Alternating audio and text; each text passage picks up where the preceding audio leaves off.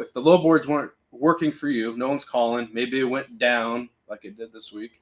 What were you doing with the eCarrierCheck? How did it help you perform? Yeah, honestly, I got to tell you my scar first because, What's up, T. Harris? yeah, T. Harris, what's going on, man? It's good to see you. When I was running, I used to run retail, like last minute fulfillment stuff, right? And it was all van work, and you would and this is prior to the crazy pandemic, right? But back in the day, I didn't care about relationships. I just needed the freight moved. One of the major load boards went down, right? And I had that situation where I was like stuck. I couldn't. I didn't have eCarrierCheck, right? I had sort of a list, but it was really not a beneficial list of carriers. And so I got stuck. I got stuck with loads. I failed in no other way of putting it. I failed this guy. We still had a great relationship even after I failed, but he knew why I failed. And I failed because I had so much dependency on just utilizing load boards, right? And so when we transitioned to starting to make eCarrierCheck, which I thought was really interesting, I started to go, okay, I've got to get my percentages of where I find trucks off of those load boards. Good God. I mean, we were getting 80% of those trucks off load boards. Wow. Right. And so I needed to go, okay, I'm going to start making some truck lists. I'm going to start finding some people that make sense. I'm going to start making and building relationships. Right. And I think it's really important that I don't care who you are. You've got to just start to pick up the phone and start building relationships, especially on weeks like this week. Yeah. The largest board that's in America went down a couple times in the last couple weeks, right? And I feel for them. We're a software company. They're a software company. We just have really incredible servers. You call us, you're not waiting. Yeah, just come on over. Yeah, oh my gosh, that was wild. Yeah, I had a user tell me they called into one of the load boards to try to remove a user, and woo. 50 minutes on hold. That was rough. Right. But I think it's really important. No matter what you do in your life, it doesn't matter what you do. You should always diversify all aspects of how you feed yourself, right? Maybe it's revenue and you're measuring the different industries that you're in, right? You don't want all of your eggs in one industry, right? Because what if that industry goes down? As a freight broker, as a carrier, right? And that's no different than how eCarrierCheck can help diversify you. We can help you find shippers, right, in a variety of industries, and we can help you find carriers in a variety of industries. Right. And boy, that is so interesting to do that. Oh, for sure. There's not many places you really can do that, and the thousands of leads we have, it's unreal. Yeah. Really good things to come for us though. But after this week, we talked about how some of the boards went down. One of the big ones. I actually had the chance or the opportunity to speak with a few of our users calling in, just saying, thank you for having this tool available because boards went down. I had to pick up the phone and start calling, and I was able to get my loads covered. Yeah. I mean, it's insane. It's really great to hear that because that's feedback I want to hear. Yeah. I want to know how we helped you. Absolutely. And hopefully, in the future that they grow some relationships with carriers so that this does happen again. You don't even need to worry about that load board, right? You know who to pick up the phone and call. And you've always been saying too, we're not trying to get you 100% away because you still need a load board. Yeah. Some days, it's beneficial. It's beneficial. Yeah. Keep it in your back pocket. But most importantly, it's just that relationship, and you see it everywhere on LinkedIn. I got it pulled up here, and everyone's talking about relationships. But I feel like sometimes at the end of the day, no one's really trying to build that. Yeah, something I keep thinking back on, Dan Deegan was on our show a couple weeks ago or last week, or I don't know when it was, a couple weeks ago. And one of his comments was on talking to shippers was, well, what are you going to do in the future? Yeah. Right. And he was talking about that specifically to shippers, like, well, hey, what are you going to do when the market turns? Right. Well, that same functionality is coming, but for sourcing carriers. What are you going to do when you post a load and nobody calls? You've got to have a way to find carriers. And I think this is probably one of the more interesting things. We're going to get real nerdish for a moment. Okay. Something that I find really interesting about how eCarrierCheck built its vetting sourcing platform, okay, is, I don't remember the exact number here, but I know it's fairly close to this. But we can see about 17,000 stretch flatbeds in eCarrierCheck in the United States, right? Our classifier is wild, man. Like, we can get down into the weeds when it comes to finding specialty equipment, when it comes to finding any specific equipment, or finding carriers that are working specifically in different industries. You want to find an egg carrier? We find an egg carrier, right? Eggs are, can you imagine? I can't even walk from the damn grocery store to my car without breaking an egg. The other day, the lady checked and she was like, hey, you've got one broken egg. I'm like, well, I was going to have it anyway. Yeah. So let's just keep the party going. I'm terrible when it comes to breaking eggs. But if you want a carrier that hauls those, right, we can help you find it. Our classifier and the way you can search our site has got to be the easiest way I've seen on any platform. And I've been on all of them. Right. Yeah, we definitely. Just back on the egg topic there, we've helped people just find more produce. Yeah. Carriers, or maybe liquor carriers, one of my favorites. But it's insane on how you can just really find those carriers that specialize in specific industries. Yeah. I mean, these carriers say they haul that for a reason. They're comfortable with it. Why not hire someone that is already comfortable with moving what you got? What's up, Robert? Logistics Lounge. What's going on? Going live today. I hope we'll watch you. Check out the Logistics Lounge. Yeah. These guys are awesome. They're very, very good. You'll be sitting there for hours and just laughing with them, and it's great. Yeah. Great energy over there. But just a peace of mind too. Giving the right load to the carrier that just makes sense. That's what I love about the site. And then dive even deeper. Talk to me about projects. Back in the day, I'm sure you've done some projects. Yeah. And that's huge, because when you're doing projects, are you posting on the load board for projects? Would you rather have, the carrier that you just trust, you can text, what's that look like for a project and using eCarrierCheck? Well, that was what we did this week, which was, I helped a guy. So there's obviously multiple sides of the supply chain, right? There's the spot market transactional side, where you can still have relationships with carriers, but in some cases they may be out of pocket. And so there are needs for the load boards, right? But the thing we worked on this week was we needed to find spot market or spotted trailers up in Cleveland with a guy, right? And as a broker, that's really tough. You're just like, how the hell am I going to find that? Well, if you post that up, you're just jumping in the wrong pond, right? If you're posting it up going, well, I'm looking for spotted trailers. Well, this guy's looking for a transaction, right?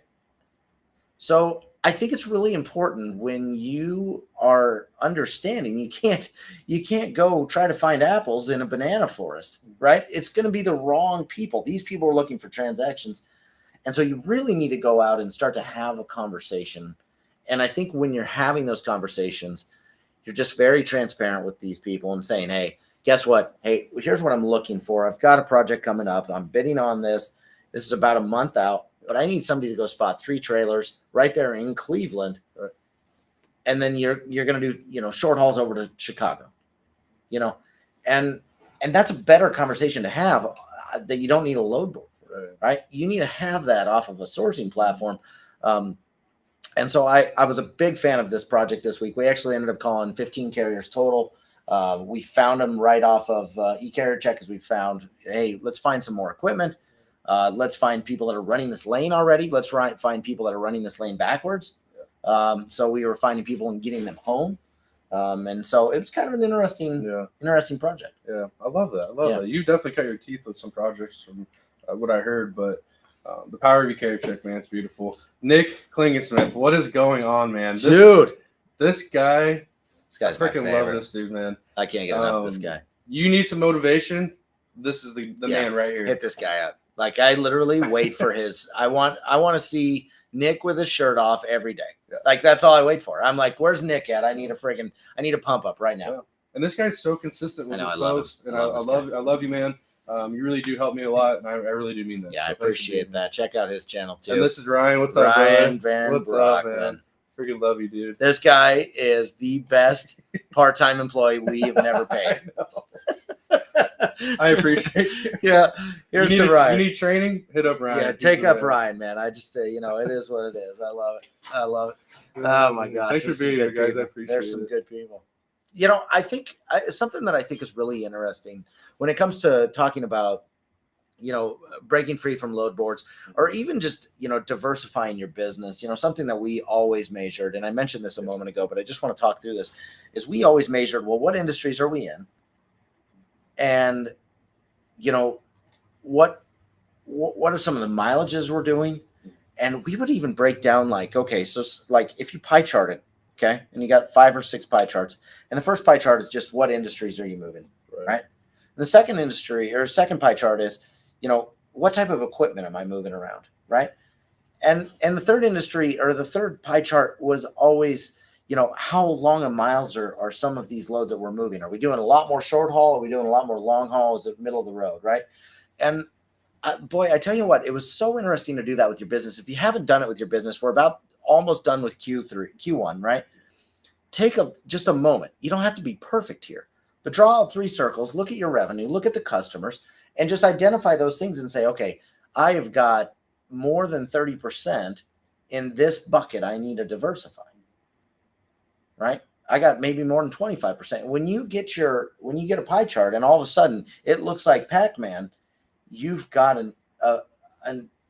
not an issue, but you've got something to address to continue to diversify in, right? And so I think it's really important, the importance of looking at your business, understanding how you get carriers and those things like that. Nick says, what vexes me isn't how many people rely on it, it's how many companies are built off them.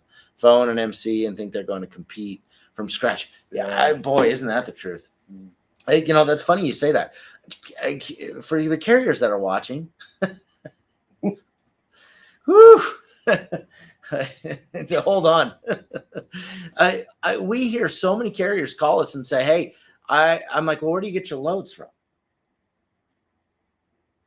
It's not 90% of carriers that we talk to all find all their loads on load boards. They don't have direct shippers.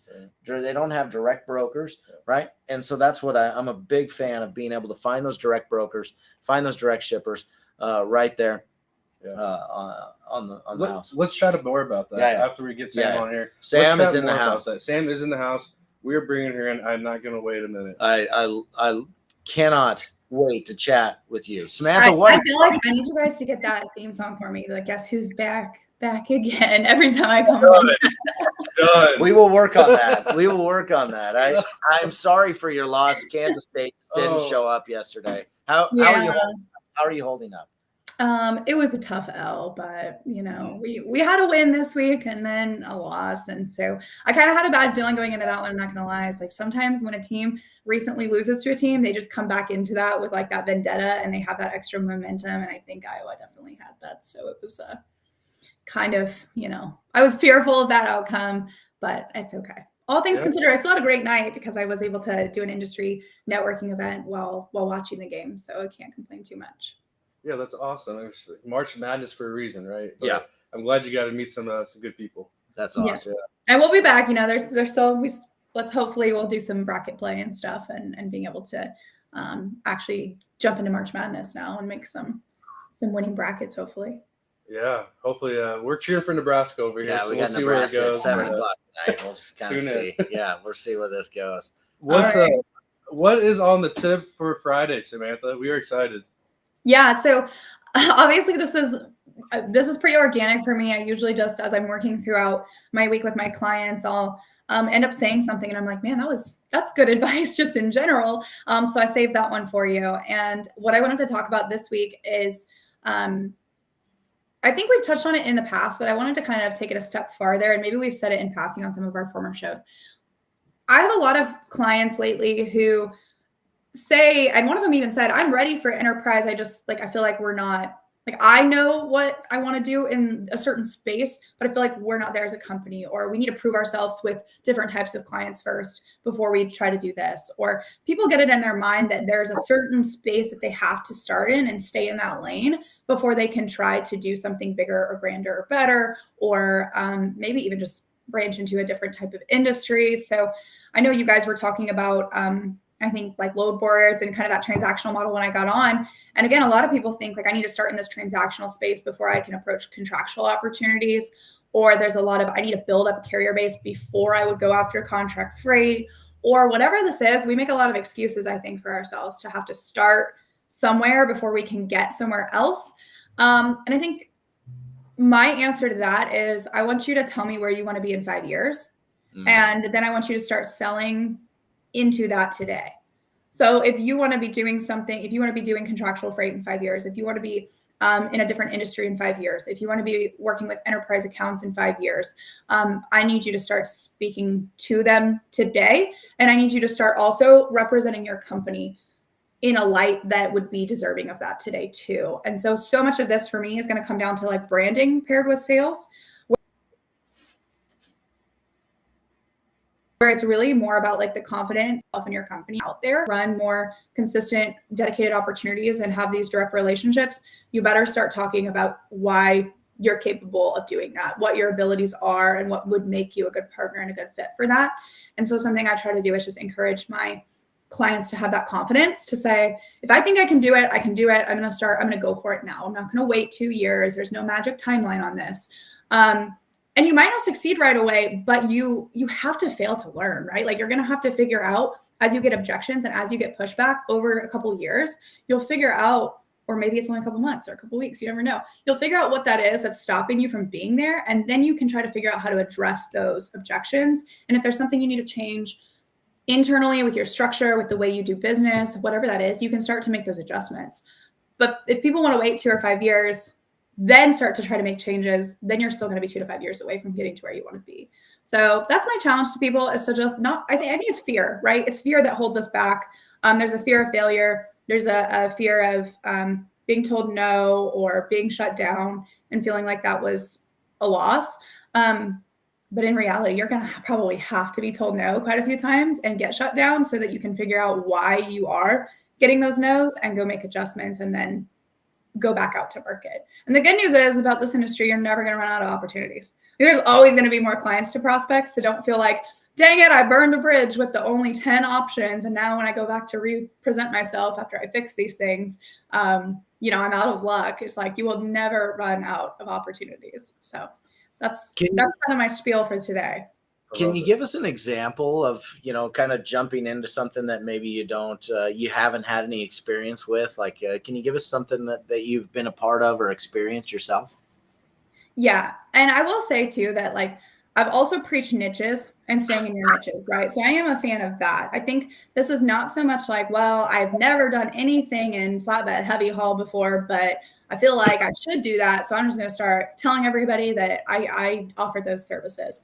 So I do want to like put one, word of caution in there that like, know what you're doing. If you want to do flatbed and that's a goal of yours, then go take the time that's needed to research absolutely everything about it. Talk to people in that space, talk to carriers in that space, get a really strong understanding, start to build some partnerships with people that play in that space, and then make that part of your go-to-market strategy. So I'll leave that there first. I did this hands-on. We started a brokerage as a sister company to a LTL managed transportation company. And, we had some initial accounts kind of transition over from the other business unit, but nothing huge, like enterprise type client base. But I came from an enterprise background, and that's what our goals were in the space. And so everybody's goals are different. I'm not saying everybody needs to target enterprise, but I made sure, like, I had an understanding of what was needed to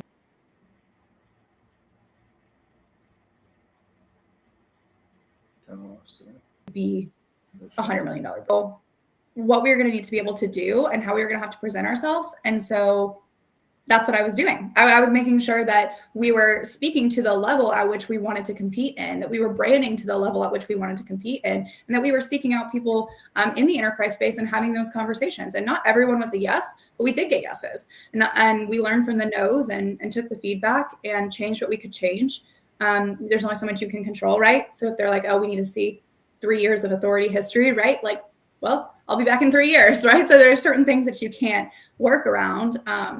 But everything that we could control, we did. And we grew millions of dollars a month with enterprise accounts right out of the gate, because that's how we presented ourselves to the market, handled the conversations. And that's what we knew. It's what we made sure we educated ourselves on, and we're able to be prepared to handle those conversations in those spaces. God, I love that. Yeah. And I love the part because you say educate yourselves. And I think that's something everyone should be doing no matter what. Someone you call a shipper and they're saying, you're too young, your MC's too new. In that time, you should educate yourself for sure, and learn more about the industry and get ready for those conversations that Samantha's talking about. Yeah, and a lot. Sometimes these are truly, there might be corporate legal teams setting parameters. Okay, sometimes this might just be perceptions within transportation managers' mindsets that are like, especially on the carrier side, like that. What a hard time to be a carrier, right? Just because of like fraud and things like that. These smaller carriers, if you're not more than 2 or 3 or sometimes 5 years old now, companies won't work directly with you. Shippers won't work directly with you. I think that's a little unfortunate, right? I think there's a lot of other ways to be able to gauge the legitimacy and health of a carrier than their age. And so that might not be a hard no. It might be a no from like, we have to keep in mind that there's every time a decision maker has an objection, there was usually a pretty valid reason why they came to that objection, right? Like they've probably been burned enough times, or they see the same thing enough times that they've just kind of made this general rule of thumb. And I explained this also to the same, client I was talking to the other day about this whole idea of presenting yourself in a certain way. Your first objection is your first actual chance at now getting in the door. So your first no is your first chance to say, oh, you've engaged with me. Now I know where you're coming from and I have a chance to do something about it. And so a lot of times I would get no's, and I would take a no as, how can I still just get on a meeting with you?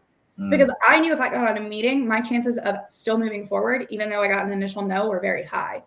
Because I knew what I brought to the table in that conversation, and I had a pretty high close rate after an intro meeting. At least maybe not into winning the business, but definitely getting an opportunity to get into the network or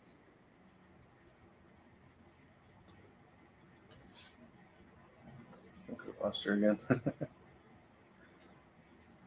participate in an RFP, which is you have to know as your first chance at, okay, how do I handle that? And then be very, very well versed in how you overcome that. And you need to understand where they're coming from, the place they're coming from. So if they're saying no because you're not old enough, it's probably a concern around your financial stability or some type of fraud or legal risk concern. So I would say, I understand your concerns. Here's where our funding is from. Here's how we are backed. Here's what our financial situation looks like.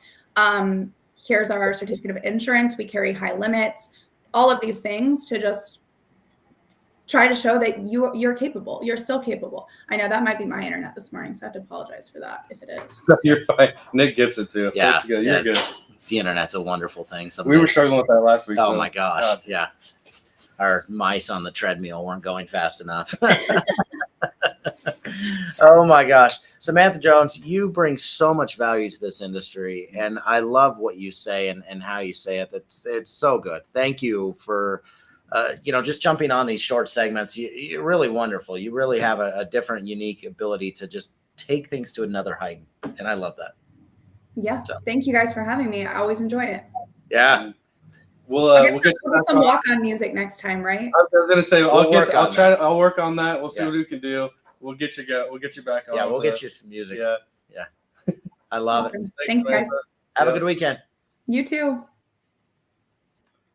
That's awesome. Yeah. I mean, honestly, I love how she it's literally everything you kind of say. She just puts really fancy words, which I love it. Yeah, I do too. And she works with all these carriers and trucking companies, right? And I believe she does work with freight brokers. Yeah.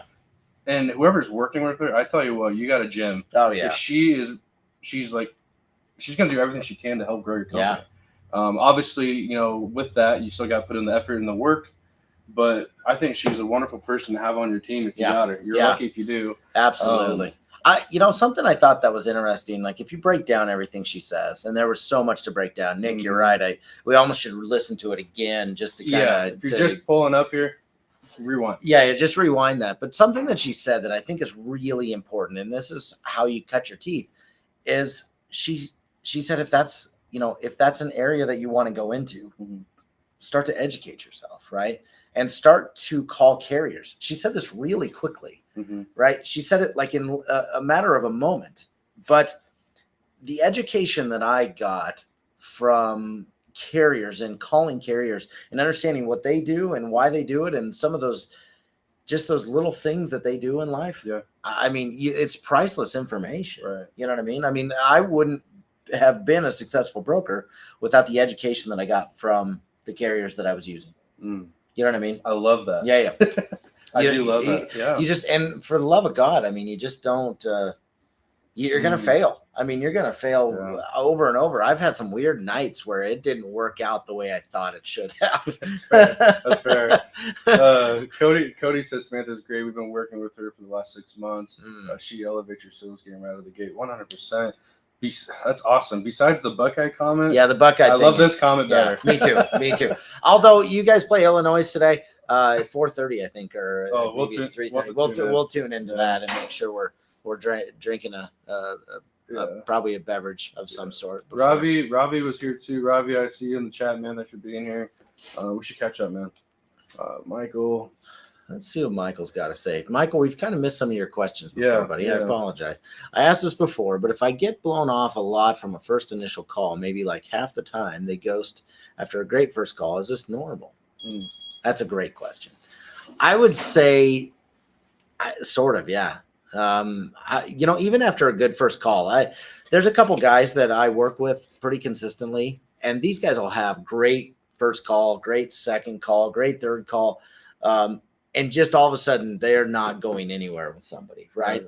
And they just get ghosted out. This is kind of one of those things that you just have to remember that they have a lot going on. I was just thinking that, these shippers have a lot going on. They're getting called every day, right? And so kind of put yourself in their shoes and try to add value to them, even if it doesn't mean it's beneficial for you, right? Hey, I'm using this platform. I think it's kind of interesting.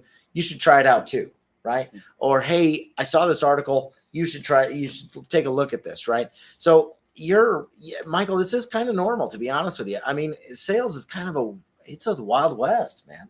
And I don't know how AI would ever take over sales. There's some weird AI functionalities for assistance that probably could help, some of these shipping managers out. But son of a gun, it is the Wild West when it comes to making cold calls and making sales. And, something she did say, and I thought this was interesting. Samantha's like, well, even if I get a no, if I can get a meeting, I'm going to have at least the opportunity, right? And I think when you do get those no's, Michael, or anyone that's really watching, not just Michael, it could be for anybody. I think it's really interesting to actually try to get feedback from them to understand where you stand as far as a grassroots sort of solution. Hey, I know you said no. I'm trying to better myself. Can you at least give me an understanding of what's going through your mind or what has happened to you to get to that objective? Literally, she said, hey, there's something that happened to them that has drove this, right? Big fan of that. So something you might try when you get those no's. Don't just surrender. Maybe just take a moment to see if you can get some feedback to better yourself. Right. And I think that feedback too that they do give you, which I hope they give you, will help you on that second call. Yeah. She's talking about how you need to prepare yourself to have these talks and have these meetings. I think there's no better way than doing, asking for feedback and being open to it and being willing to, change your sales strat. Yeah. No, it was just the start of the sale. I totally agree, Cody. Yeah. I'm just finishing this book up, and it's by Craig Rochelle. It's actually a really interesting book, but he always talks about you become what you're thinking, your strongest thoughts, right? And, if you are trying to become something in the next 5 years and you're trying to push that, I also like the Elon Musk quote, and I'll tell you about that here in a second. But boy, I tell you what, it's well worth your time to just continue to educate yourself, dive into that industry, Right. and away you go. Right? It's no different than if we talked about cryptocurrency. How many of you have a wallet, right? How many of you dove into it to understand why Bitcoin's over $70,000, right? And so you got to do the same exact thing. Nick, See you, Nick. take care, brother. We Yeah. always love to have you on. Go check out his LinkedIn. Connect with him. I He's know. amazing. We should have 60 seconds with Nick, and he just pumps us up. Right. Like, I don't even, I we're agree. just taking pre-workout on the show and just friggin' getting jacked. I mean, I don't know if you want to see me on any more coffee, but let's just see what happens. He actually had a really nice post this morning too. I think everyone should read too. Go check it out. It talks about just pretty much, our minds are so powerful. And like you said, you start thinking one way, you're really going to start believing it, right? Yeah. And, just try to, I don't know the best way to put it, but you got to talk positive. You've got to talk positive to don't yourself. take anything personal. That's one of our shorts that just dropped today. Yep. Don't take anything personal. Nope. It's business. You can bounce back. Yeah. The Elon Musk quote that I think you can find it probably anywhere. Now, Elon Musk is Elon Musk, right? He's not afraid to try anything. No. Let's be honest. This guy was like, hey, I started PayPal. Then I'm like, I'm going to build a car.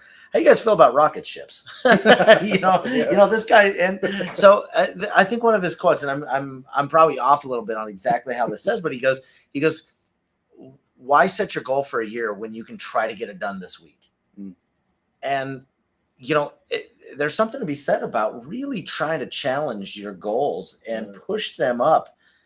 If you think about, like, I talk about this to my kids all the time, and I actually don't, this is a random parenting tip. I'm going to give it to you right here. So if you're a parent, hold on to your tail. Okay. I used to ask my kids all the time, hey, I need you to put your laundry away. And I have two 12-year-olds and a 9-year-old, right? I used to ask them all the time, I need you to put your laundry away, or can you pick up your room, right? Or I'd ask them to do chores. Now I no longer do that. I say, hey, would you give me your undivided attention for 5 minutes? And they're like, yeah, sure. 5 minutes is nothing, right? But they can get all their laundry done in 5 minutes, I promise you. In fact, I've seen them done in 4 minutes, right? So when you start to think about your goals, in a sense, how long do your goals really take? Is it 20 minutes? Is it an hour every day? Is it 18 minutes a day, right? But just put that in perspective of next time you set a goal, it's like, well, how long does that really take? You know what I mean? So think about it from a time perspective and just go, okay, I'm going to just 15 minutes. This is what I'm going to do. I saw a quote the other day that said, if you give 18 minutes to something that you want in your life, you'll do it better than 99% of the people that are in this world. 18 minutes a day. Right. That's it. Just take 18 minutes today and focus on what you want to become. Because I promise you that there's someone out there that's not taking that 18 minutes. Yeah. I promise you there's someone out there that's not making that extra call. Exactly. So I love that, Jared. Real quick, I know obviously we've got a few other things. Michael is just bringing the house on questions today. Let's go up because I think he's asked a couple of these before. Can you give me an example of a hard sell and what it sounds like on the phone? I've never been a hard sale guy, but I used to work with a couple that were like brutal. They weren't in this industry because I think hard sales kind of turn people off a little bit. The one guy I can think of that used to do this, and I'm not a hard sale kind of guy. Right. However, what I do think is really interesting to do is to don't let it stop at no. Cody says the no is just the start of the sale. Okay. In my opinion, I think a hard sale comes when you push back on that no with a question, right? Okay. And so, when they come to you and say, hey, it's not going to work, or we're not onboarding anybody. Hey, my opinion is a hard sale should be just acknowledged and then a question that opens it up. So, hey, I completely understand you're not open for new vendors right now. However, what I really recommend doing is I like to ask a question that hopefully opens them up and at least answers or starts to talk. They get so many damn calls, right? They get so many friggin' why? Well, that because convincing isn't selling. Exactly. So the hard sell is a tougher thing for me. I also don't think selling methods from I don't know, the last 25 years really aren't working. I think you Yep. just need to be genuine. I think you need to be consistent, and somebody's going to fall in line with your pipeline.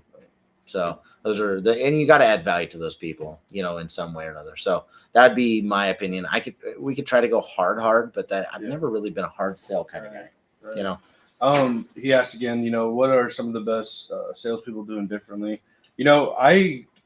I came from a shipper. I was, helping load up trucks, and Love that. I was touching base with carriers. So Jared might have a different outlook, but for me, from what I experienced in my sales years, is consistency.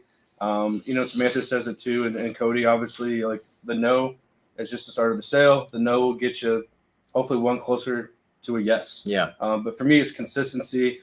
I get it. That phone's freaking heavy. No one likes being told no 15 times. But for me, it's consistency. Yeah. Become an expert in the industry that you want to serve. You don't have to just stick with one field, right? Like Samantha said. But if I call dump truck companies, or if I call stretch flatbed shippers, right, I need to have an industry knowledge that makes me sound, intelligent, right? So become an expert and stay consistent. I think those are the two things. I think shippers ghost a lot because they're just too nice to tell you no. Personally, I think they're, like Jared said, they're probably busy, especially depending on the size of the shipper you're calling. Some people are out there actually grinding and working. So yes and no, but stay consistent. Maybe you call on a Friday and maybe they're not as busy. Maybe they get back to you, or maybe send them a friendly email. Yeah. I do think people struggle in this country with having hard conversations. We all do, right? It's not fun. Yeah. And so sometimes just blowing people off is easier than saying no. Right. And so I know that no news is harder than bad news, right? Mm-hmm. And so I think people just struggle with that. Right. It would be my opinion. What catchy email subject line should we use for people ghosting us? This is a good one. I think personally, there's not a fine, one answer for this. You switch it up, keep it short, to the point though. But that's my 2 cents. I don't know about you and your subject lines. I'm a big fan of keeping it. Holy buckets. We wrote. I'm on this weird kick right now. I'm sending massive amounts of emails. I talked about it on Wednesday. We did it last week too, and we're doing extremely short, 1 to 3 words at the most. Flatbed broker, a hotshot broker, Texas broker, or something to this extent. The one guy was a carrier. We were making call out of just outside of Kentucky. Wonderful, right? Keep them short and be very transparent, and see if you can add some value. The emails too, by the way, everyone's trying to do ChatGPT and all this crazy stuff. 2-3 sentences at the most, man. Chris White, I'm glad you're on. I don't know who you are, brother, but I'm glad you're on. Thanks for being here. Yeah. I haven't seen you in the chat before, so I appreciate you watching. If you got some good stuff to add in the chat as well, some value, which you already have, continue to let it fly, man. I agree. I love that he's talking about consistently building your pipeline. You're only as good as your bench. This is it. The companies that I always wanted versus the companies that I end up working with sometimes are 2 different people. And so, but I always, as long as I kept my pipeline, my bench, if you will, flowing and moving people in and just kind of keep the party going, man, I tell you what, it was just, there were months where I'd have 7 or 8 new shippers in a month, if not more, to be honest with you. There were months where I didn't get anybody too, right? But because of this, it worked in that favor. So when it rains, it pours. And I can't stress enough on that pipeline. Like, I didn't have to have a pipeline when I worked for the shipper because, like I said, I was talking to carriers. Right. They came to me. But my prior job too, working with kids, I had a little bit of a pipeline. But then when I started working next to Jared, he gave me a whole different opinion on pipelines, what should be in it. He actually gave me a pipeline he used back in the day. Yeah. So if you guys are trying to get your pipeline organized or not really sure where to start, let us know because it truly is important. Yeah. And it'll help you kind of just stay on top of your game. You'll also find that the more calls you make, the better the quality of people you're putting in your pipeline. Mm-hmm. You know what I mean? Yeah, for sure. That is my thoughts there. Asave says, where does eCarrierCheck sources leads from? Obviously the carrier aspect of things, we get it from the FMCSA, right? Now, what's unique about our platform not only is the easeability. I don't even know if that's a word. It is now. It is now, yeah. The easeability of finding those carriers, but we drink it through our straw. And I don't know about you, but one of my favorite things to eat when I was a kid is when cereal came out with its own straws. Do you remember this? And like I could get a straw and put it in my milk, and it tasted like friggin' Apple Jacks. Yeah. There's a mic drop. Are you talking about those bowls? They had the straw like. No.